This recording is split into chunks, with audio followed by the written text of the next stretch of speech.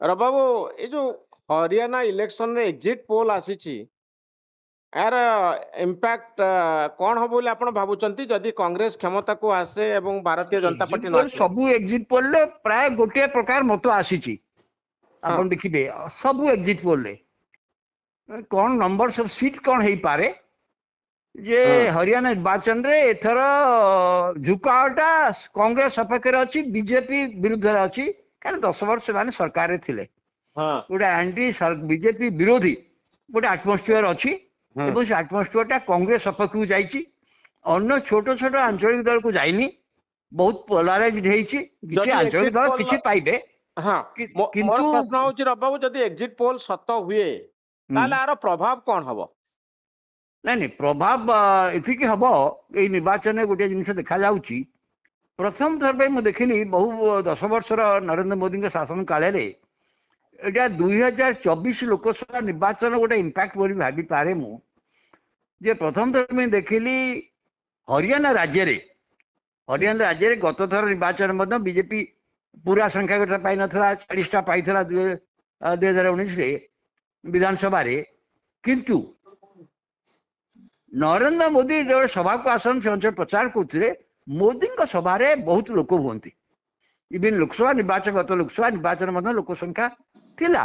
କିନ୍ତୁ ଏଥରକ ଆପଣ ଦେଖିବେ ବିଧାନସଭା ଲୋକସଭା ନିର୍ବାଚନକୁ ଯୋଉ ଆସିଲେ ମୋଦୀ 4ଟି ସଭା କରିଛନ୍ତି, ତାଙ୍କ ସଭାରେ 5-10 ହଜାରରୁ ଅଧିକା ଲୋକ କୋଉଠି ହେଇନାହାନ୍ତି।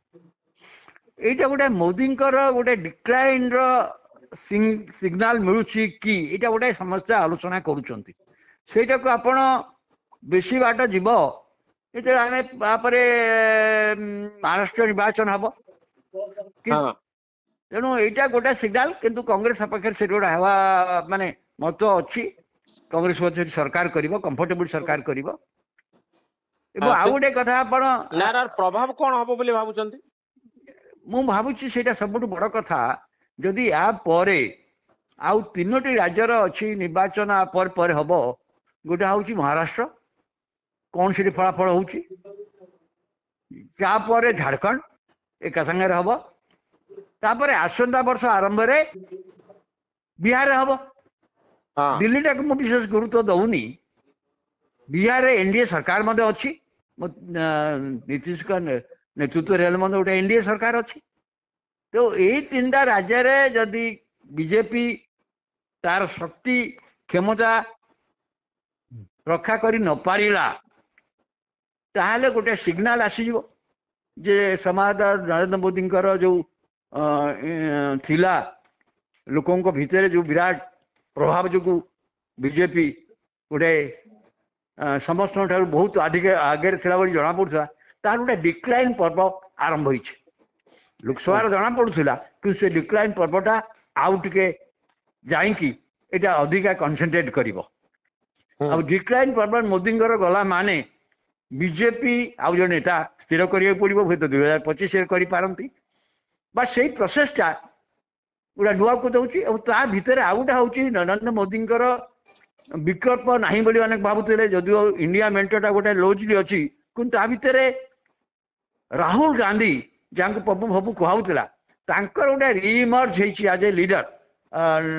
ବିଶେଷ ଭାବରେ ଲିଡର ଅଫ ଦି ଅପୋଜିସନ ସେ ହେଲା ପରେ ରାହୁଲ ଗାନ୍ଧୀଙ୍କର ଗୋଟେ ରିଇମର୍ଜେନ୍ସ ଆଜ ଏ ଅଲ୍ଟରନେଟିଭ ଲିଡର ହଉଛି, ତାର ସୂଚନା ମଧ୍ୟ ଦେଖାଯାଇଛି। ଆପଣ ଦେଖିବେ ହରିୟାଣାରେ ସେ ଯେତେବେଳେ ପଦଯାତ୍ରା କଲେ, ସେଠି ଯୋଉ ଅଞ୍ଚଳରେ ବିଶେଷ ଭାବରେ ବିଜେପିର ଯୋଉଠି ଷ୍ଟ୍ରଙ୍ଗ ହୋଲ୍ଡ ଅଛି ସେ ଏରିଆରେ କଲେ। ସେ ଆପଣ ରେଜଲ୍ଟ ପରେ ଆମେ ସେ ବିଷୟରେ ଅଧିକ ଜାଣିପାରିବା।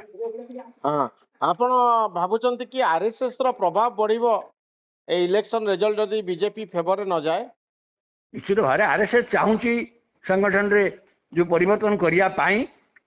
ସେଇ ଧାରାଟା ଦୃଢ଼ୀଭୂତ ହବ ଯେ କଂଗ୍ରେସ ବିଜେପି ସାଂଗଠନିକ ବ୍ୟବସ୍ଥାର ଗୋଟେ ପରିବର୍ତ୍ତନ, ଯାହାକି ବହୁତ ଜୋରେ ଆରଏସଏସ ଚାହୁଁଛି, ମତ ମଧ୍ୟ ଦେଲାଣି।